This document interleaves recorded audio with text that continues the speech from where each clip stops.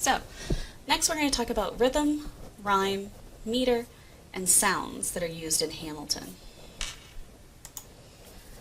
So, some of the poetic devices we're going to be talking about in this lecture: I rhyme, end rhyme, half rhyme, feminine rhyme, identical rhyme, internal rhyme, masculine rhyme, and pararhyme.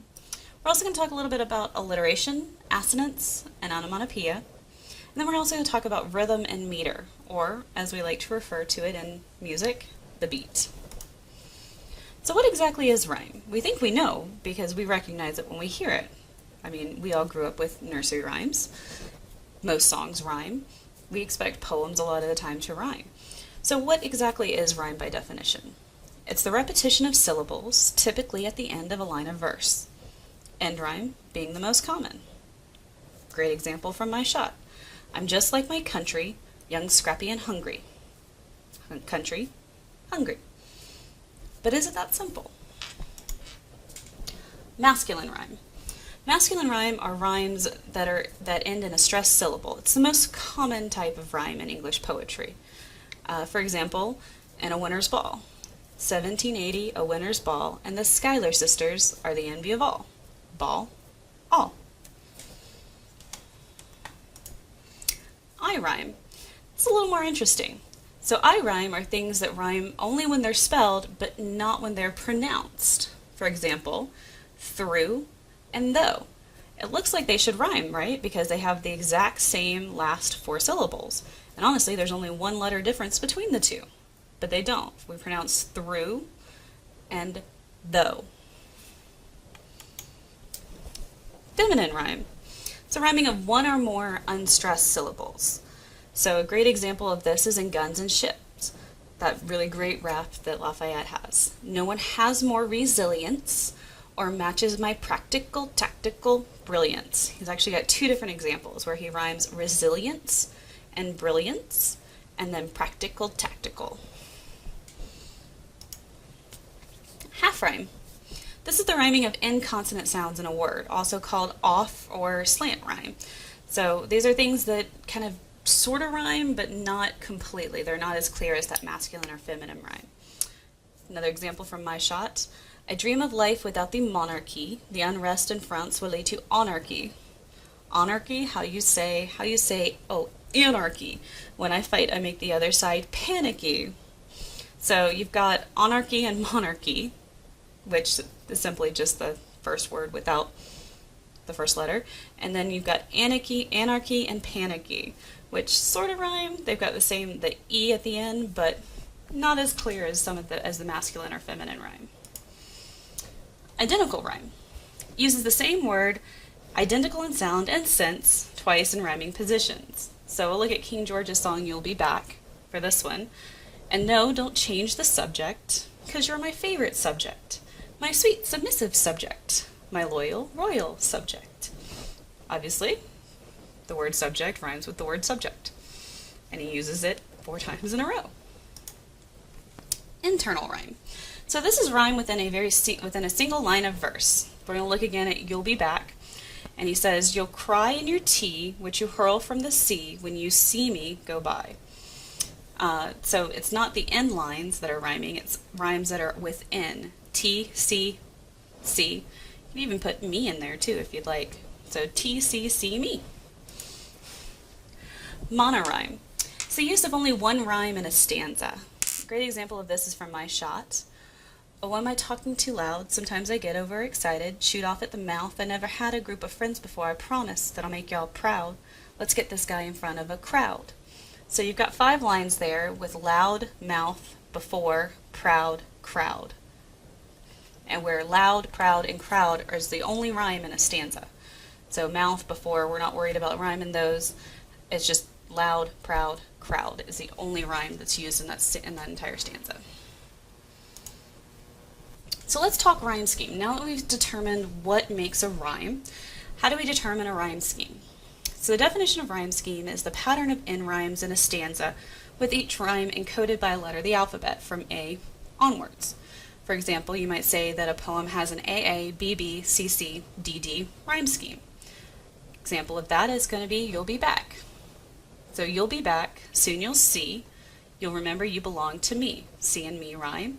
So we're going to call those both A. You'll be back, time will tell. Tell does not rhyme with me, so we've got to give it a new letter. So we'll start with B. You'll remember that I served you well. Well and tell rhyme. So that's going to be another B. So far we have an AA, BB rhyme scheme.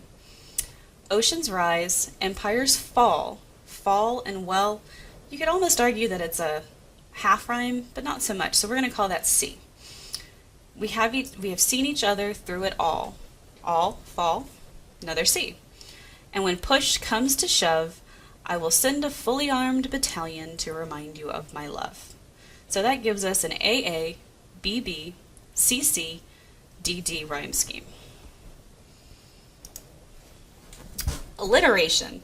This is something that Lin-Manuel Miranda uses constantly.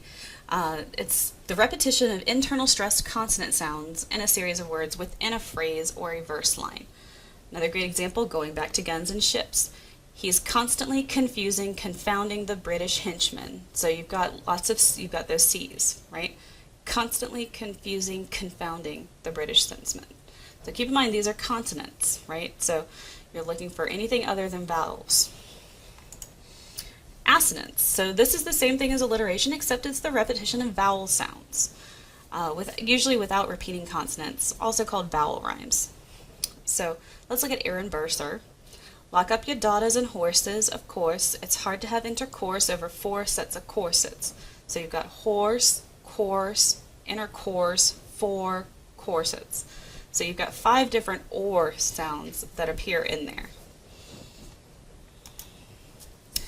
Onomatopoeia. This is one of my favorite words to say, and it's also something that's a lot of fun to use. So it's a figure of speech in which the sound of a word is just imitating its sense. So we're trying to explain what something sounds like with a word. Great examples in Right Hand Man, they say boom for the cannons, the sounds of the cannons, boom. It says buck, buck, buck, buck, buck, buck, buck to imitate the sound of gunshots. They also use shboom, chick boom. So again, it's all of those sounds trying to recreate what artillery fire, cannon, musket fire, what all of that's going to sound like. You see it all the time. We use onomatopoeias constantly. We describe a bee as buzzing, a hummingbird as humming. They're all sounds that are meant to simulate what that sound really sounds like. Snakes hiss. So meter. This is going to be your rhythm or beat. By definition, it's a series of stressed and unstressed syllable patterns in a verse or in lines of poetry. So stressed syllables are longer while unstressed are shorter. Meter contains feet or a foot, where each foot has a certain number of stressed or unstressed in a certain order. So in English poetry that we have 5 basic meters. Iambic meter, which is the most common, is an unstressed and stressed. It's the most similar to the way that we speak normally. Trochaic meter is a stressed and then an unstressed, so it's the opposite of the iambic meter. Sporadic meter is 2 stressed. Anapestic meter is an unstressed and an unstressed. And then dactylic is stressed, unstressed, unstressed. So, iambic pentameter, along with not just having the type of meter, we have to know how many of those feet are in the same line of poetry. So iambic pentameter is, again, the most common form or meter that we have. Most of Shakespeare's plays and his poetry was written in iambic pentameter. Again, it's supposed to mimic natural speech patterns. So the first word, and this is the type of feet that we have in the line. We have iambs, right? And so it's going to be an iambic line of verse. And then the second word is going to be the number of feet that are in that line. So pentameter tells us there should be 5 iambic feet in that single line. So how do we decide how many? We're going to go with manometer. It's going to be 1 foot per line. Dimeter, 2 feet per line. Trimeter, 3. Tetrameter, 4. Pentameter, 5. Hexameter, 6. Heptameter, 7. And octameter is going to be 8 feet. Typically we don't go too much over 8 feet. So, now that you understand a little bit more about rhyme and rhythm and meter, your discussion question. Pick a song that we're not covering in the lectures. Copy at least 10 lines of that song and discuss the rhyme scheme, and also any type of unusual rhymes that may be used. Notice you don't have to make any responses to any of your classmates for this one. It's simply just your work and should be about 300 words, not including the 10 lines. All right?